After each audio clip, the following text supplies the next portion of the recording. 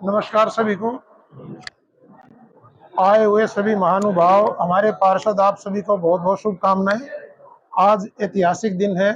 लगभग 22 महीनों के बाद ट्रिपल इंजन की सरकार जुलाना में बनी है और इसके लिए आप सबको बहुत बहुत शुभकामनाएं। दूसरा,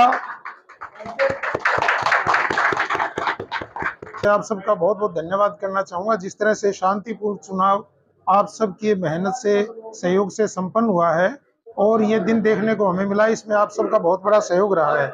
इसके लिए आप सबका बहुत बहुत दोबारा से धन्यवाद। आज से हमारा एक दायित्व भरा दिन शुरू होने लग रहा है। आप सभी इससे अवगत हैं कि जो भी जिम्मेवारी मिली है सभी पार्षद और मुझे, वो जुलाना की जनता बहुत दिनों से उम्मीदें लगाई बैठी थी कि किस तरह से जुलाना में जो काम नहीं हुए वो किस तरह से पूरे हों। और मेरे ख्याल मेरे से ज़्यादा आप लोग अवगत हैं, क्योंकि आप वार्ड से संबंधित हैं, लोगों की परेशानी को बहुत नज़दीक से समझते हैं आप। तो मैं आपसे ये उम्मीद करूँगा कि हम सब मिलकर सहयोग करके जनता की, व्यक्तियों की हर समस्या का समाधान करें। सहमत आप?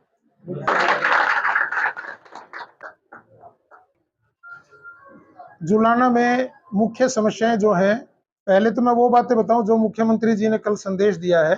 हमारी 3 मुख्य बातों पर हमें कार्य करना है।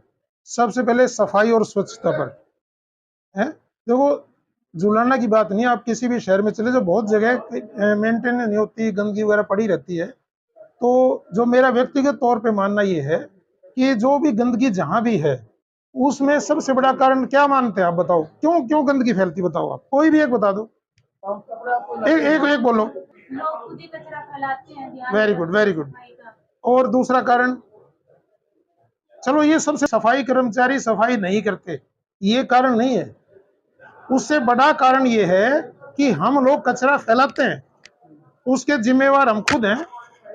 हमें इस बात पर खुद भी ध्यान देना है और इस बात को फैलाना है कि हर एक व्यक्ति इस बात पर पूरा ध्यान दे कि वो जो कार्य कर रहा है उससे गंदगी तो नहीं फैल रही, और वो कार्य करे जिससे गंदगी फैले ना।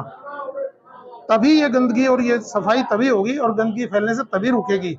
जिसने कुछ खाया फेंक दिया, फेंकने वाले 1000, साफ करने वाला एक व्यक्ति है, तो सफाई इसीलिए नहीं होती। तो एक तो मेरे प्रधान, जो अपने मुख्यमंत्री जी का जो संदेश है सफाई का है, जो मेरा व्यक्तिगत जो संदेश है वो ये है कि हमें अपने ऊपर कार्य करना है। अपने ऊपर का मतलब हम और सारे हमारे सहयोगी जनता सब हम एक ही तो हैं कि हम ऐसा क्या करें कि गंदगी ना फैले। उसके बाद सफाई का नंबर आएगा कि सफाई की कैसे जाए, वो बाद में नंबर आएगा उसका, ठीक है। दूसरी बात है, हमें बेटी बचाओ बेटी पढ़ाओ पर ध्यान केंद्रित करना है। सरकार के प्रयास जो 2014 में नरेंद्र मोदी जी ने पानीपत की रैली में जो घोषणा की थी, उसके बाद से सेक्स रेशियो में बहुत जबरदस्त सुधार आया है। लेकिन मुख्यमंत्री जी के संदेश के बाद मुझे ऐसा लगता है कि हम जुलाना में एक अलग ढंग से शुरुआत करें इसकी, और पूरे देश में नंबर 1 हम अपने हल्के को बनाएं, सबसे अच्छी सेक्स रेशियो यहाँ। सहमत आप इससे?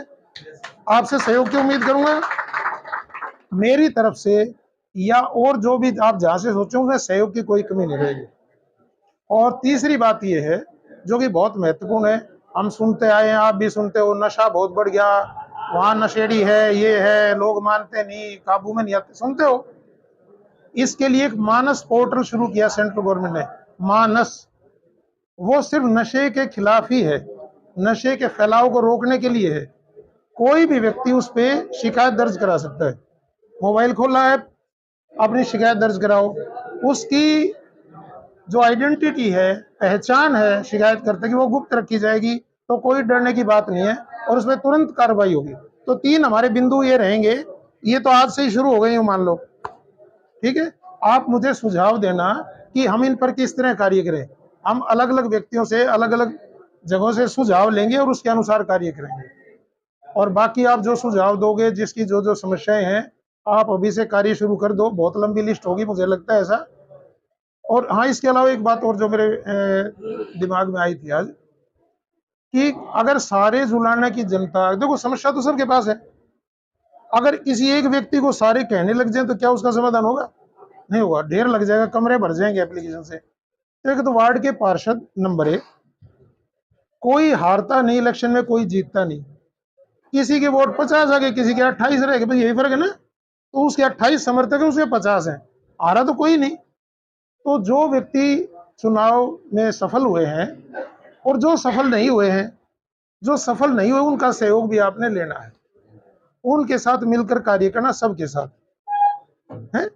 तभी तभी हम किसी भी कोई भी हम काम जब शुरू करेंगे तभी सफल होंगे, जब सारे व्यक्ति उसमें शामिल होंगे। किसी से नफरत नहीं करनी, ईर्ष्या नहीं करनी, घृणा कुछ नहीं करना, सबसे सहयोग लेकर आपको कार्य करना है।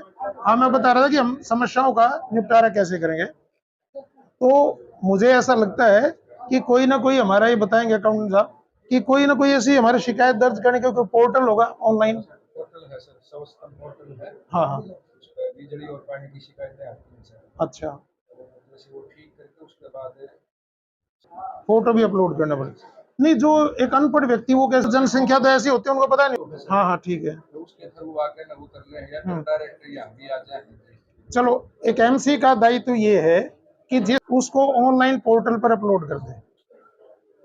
हम ये इंश्योर करेंगे, कोशिश करेंगे कि जिसने भी शिकायत दर्ज की उसका तुरंत समाधान, उस पर एक्शन हो।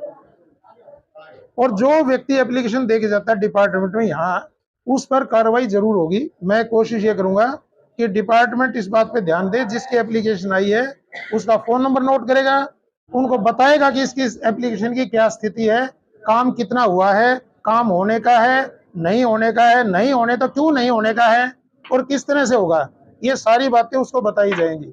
ये नहीं कि एप्लीकेशन दे दी उसको कोई ध्यान ही नहीं, कोई पूछता ही नहीं, ऐसा बिल्कुल नहीं होगा।